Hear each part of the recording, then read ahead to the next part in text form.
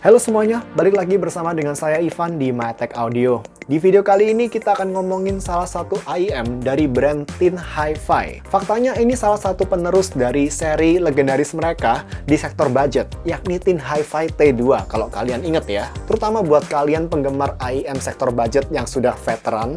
Kenapa saya bilangnya salah satu penerus? Karena penerusnya ada banyak teman-teman. Kenapa nggak dipensiunin aja gitu loh nama T2 ini? Dan ini adalah T2 DLC yang udah saya cobain selama 1 bulan terakhir, dan unit saya ini dikirim oleh Tin Hi-Fi sebagai ganti honest review dari saya seperti biasa. Ngomongin soal embel-embel DLC alias DLC ini, sebenarnya Tin Hi-Fi T2 yang generasi pertama itu sudah dilengkapi dengan driver DLC juga teman-teman. Hanya aja di versi 2022 ini katanya DLC-nya udah di-upgrade. Buat yang belum tahu, DLC itu Diamond Like Carbon. Salah satu material yang punya rasio antara kepadatan dan massa paling tinggi. Kalau efek ke sun quality-nya, ya transition-nya makin cepet, detail retrieval-nya semakin dapet, mid dan treble-nya biasanya semakin crispy, semakin jernih gitu, bass-nya juga semakin decay-nya semakin lincah, dan lain sebagainya. Dulu teknologi DLC ini memang teknologi yang masih mahal ya, tapi karena beberapa tahun belakangan ini sudah semakin mass production, semakin di-develop secara massal, maka biaya produksinya pun juga semakin murah tentunya, hukum ekonomi. Sehingga sekarang material DLC ini bisa kalian temuin di transducer IEM budget seperti ini, sampai price range yang lebih mahal seperti Moondrop Aria, Moondrop Kaito, hingga Campfire Audio Atlas, Solaris yang harganya belasan sampai puluhan juta. Tapi lagi, material itu hanya salah satu faktor. Bagaimana driver ini di-tuning itu yang paling penting teman-teman. Nah, sekarang balik ke T2 DLC ini. Secara unboxingnya dulu di sini kita lihat, dimana selain IEM, kita bakal dibawain seperangkat ear tip silikon dan foam tipsnya Tin Hi-Fi.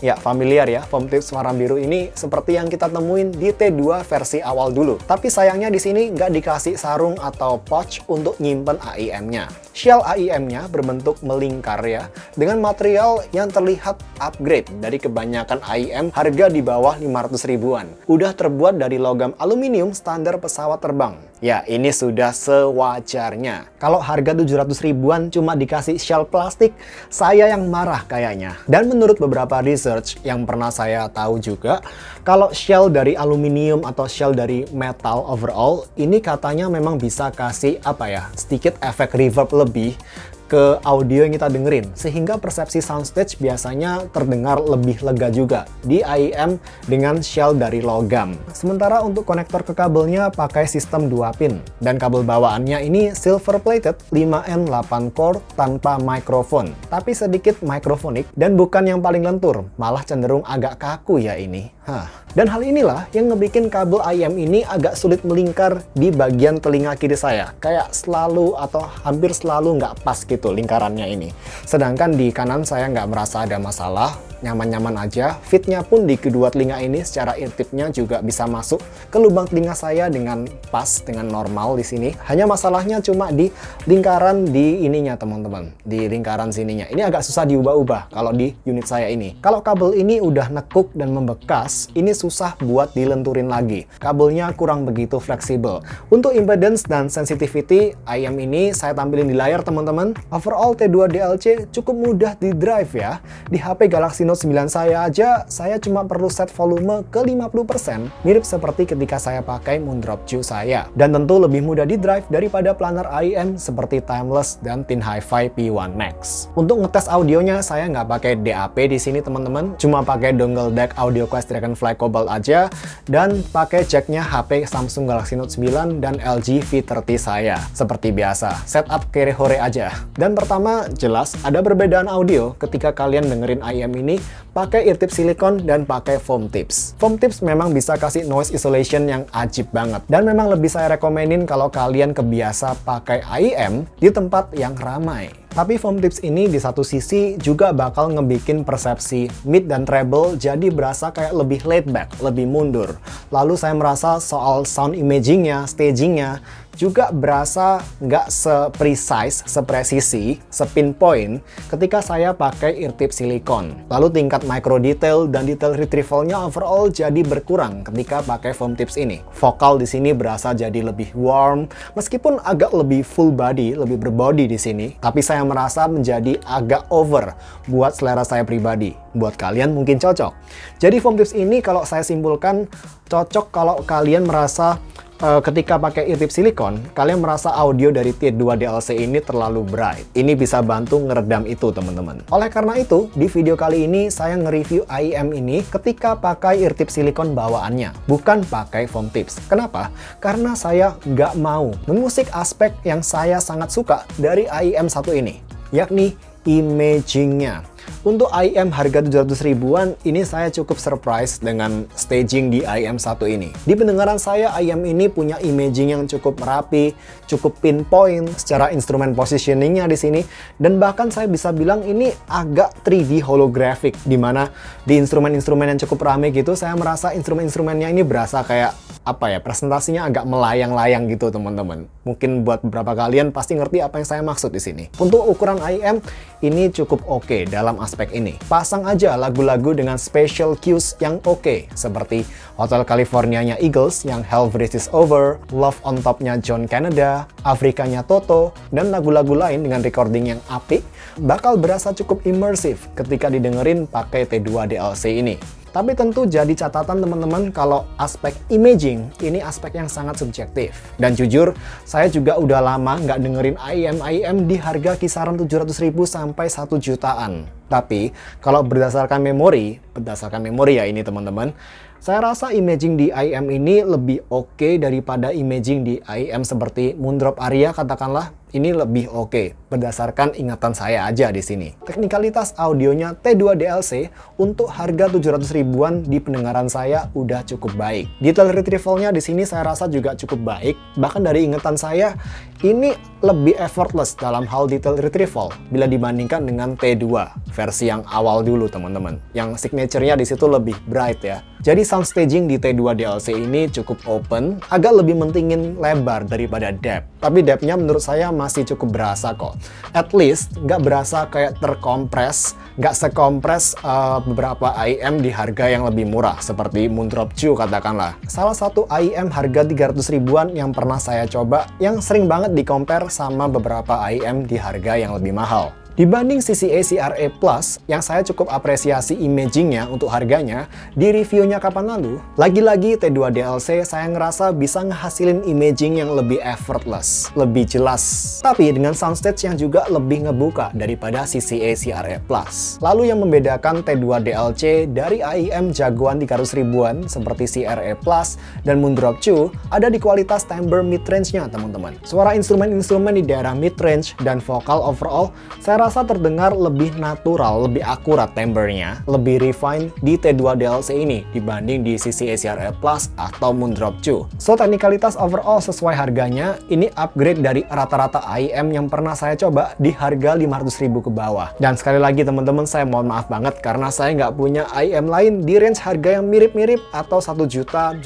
rupiah gitu ya, yang bisa saya compare dengan IEM 1 ini saat ini. Saya cuma bisa compare dengan IEM yang saya punya aja. Kalau sekarang beralih ke topik tonal, menurut saya T2 DLC termasuk tipe yang balance. Dan tuningannya di sini saya rasa masih cukup aman untuk kebanyakan orang. Buat yang bass sensitif atau buat yang treble sensitif, ini saya rasa masih cukup aman. Kalau berdasarkan memori saya, T2 DLC ini punya sub bass yang lebih di boost daripada di T2. Seingat saya dulu T2 waktu saya cobain, dia nggak punya sub bass yang seberasa di T2 DLC ini. Sehingga kesan yang saya dapetin dari T2 versi awal itu berasa lebih bright secara tonalnya. Karena sub bass-nya ini lebih minim dibandingkan T2 DLC. Di sini sub bass-nya ini lebih ngimbangin teman-teman. Lebih ngimbangin upper mid dan treble-nya. Jadi overall persepsi audionya jadi lebih balance. Dan upper mid dan treble-nya di sini nggak ada kesan sibilan atau nusuk. At least di pendengaran saya. Lagi, saya rasa ini berkat sub bass-nya yang cukup di boost di sini, sehingga ngimbangin region treble-nya. Untuk bass-nya sendiri saya rasa ini cukup nge-boost sub bass, tapi overall bass-nya cukup lincah, bisa dibilang cukup tight. Dan dibilang menonjol banget sih, enggak. Dibilang tight banget, Juga enggak juga. Jadi dia bassnya di tengah-tengah aja. Bukan sesuatu yang istimewa dari IM1 ini. Dan buat kalian yang suka ngamatin detail tekstur dari kebokan bass drum atau bass hasil elektronik atau software, IM ini nggak akan bisa ngasih itu, saya rasa. Ketika didengerin di beberapa lagu, terdengar kayak apa ya? Ada yang nggak utuh gitu teman-teman. Saya nggak tahu, mungkin di region mid bass-nya di sini. Untungnya berkat sub bass yang cukup di-boost dari IM ini, sehingga sub bass-nya ini bantu nyelamatin performa atau presentasi bass-nya supaya masih bisa tetap enjoyable. Meskipun bass bukan highlight utama dari IM1 ini. Nah, begitu kita beralih ke mid-range, inilah yang menurut saya menjadi nilai jual utama dari IM1 ini. Vokal terdengar lush, basah. Vokalnya nggak kekurangan body, tapi juga nggak bisa dibilang warm. Ini malah menurut saya vokalnya cenderung ke arah netral ke sedikit bright, tapi masih sangat aman di telinga. Saya nggak ngerasa upper mid-nya ini cukup nusuk ya. In fact, vokalnya ini menurut saya nggak terlalu maju. Dia di tengah-tengah gitu, teman-teman. Timbre-nya juga overall cukup natural bisa dibilang.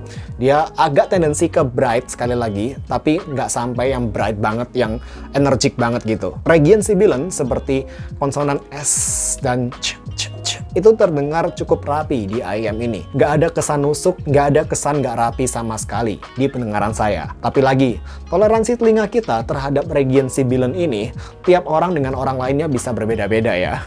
Dan memang secara resolusi dan kualitas timbre mid-range, T2DLC ini menurut saya upgrade dari rata-rata IM 300 ribuan yang pernah saya coba selama ini. Meskipun tentu ada banyak IM 300 ribuan lain yang belum pernah saya coba. Salah satunya beberapa viewer sempat mention ya, CCA Lyra kalau nggak salah namanya, di kolom komentar di video review saya soal CCA CRA Plus. Ya, semoga next time saya ada waktu buat nyobain. Dan terakhir, soal treble. Treble di T2DLC ini menurut saya termasuk smooth dengan tekstur treble yang terjaga, meskipun bukan yang paling extend yang pernah saya dengerin. Dan juga berasa sedikit kurang attack gitu. Buat sebagian orang yang terbiasa dengerin hentakan treble yang lebih agresif gitu ya, ini bukan IM yang cocok untuk itu. Pasti bakal berasa kayak ada yang kurang gitu, hentakan treble, suara simbal gitu katakanlah. Tapi tetap aja di persepsi saya, treble-nya overall berasa smooth dan masih cukup airy kok. Yang tentunya bakal membantu persepsi soundstage yang lega juga di IM1 ini. Secara tonal, T2DLC ini saya rasa masih cukup aman dipakai di berbagai genre,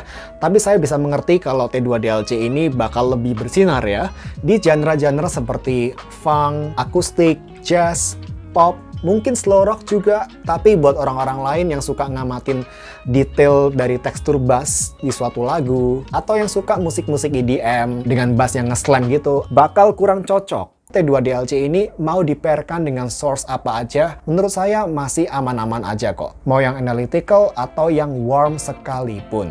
Kalau saya pribadi, saya lebih suka nge-pairkan T2DLC ini dengan source yang at least bisa sedikit ngeboost persepsi soundstage, teman-teman. Ya, berarti kayak ngeboost area treble ya ini. Karena saya rasa soal imaging atau stagingnya di sini merupakan salah satu aspek unggulan dari IM1 ini. Jadi bakal makin gacor imagingnya di sini kalau dipairkan dengan source yang bisa ngeboost persepsi soundstaging lebih lagi. Contohnya, saya lebih suka colokin IM ini ke HP Galaxy Note 9 saya atau AudioCast Dragonfly Cobalt daripada ke jacknya LG V30. Karena DAC M-nya LG V30 ini nggak begitu ngeboost upper treble dan persepsi airiness atau soundstage seoke jacknya HP Galaxy Note 9 atau Dragonfly Cobalt di pendengaran saya. Atau kalau mungkin kalian tahu di beberapa DAC M-nya iFi ada fitur X-Space gitu. Ini bakal semakin ngeboost aspek soundstaging dan imaging dari IM1 ini. Kalau gitu dulu aja teman-teman video review kali ini. Semoga bisa bantu jadi referensi buat kalian semua. Overall untuk harga 700 ribuan, ini IM yang menurut saya punya kombinasi oke secara timbre mid yang natural, dengan tingkat micro detail yang cukup rapi, upper mid-nya di sini cukup rapi. Di telinga saya nggak ada kesan shouty-nya sama sekali, nggak ada kesan kayak nusuk gitu. Dan dikombinasikan dengan teknikalitas yang cukup oke juga, terutama dalam hal imaging-nya di sini. Meskipun bakal kurang cocok buat kalian para bass head atau para penyuka audio yang sangat V-shape gitu ya. This is not the IM. Tapi tetap aja saya bisa rekomendasikan IM ini ke banyak orang karena versatility-nya di sini. Another multi-genre IM di sini teman-teman. Sampai jumpa di video berikutnya. See you teman-teman. Bye.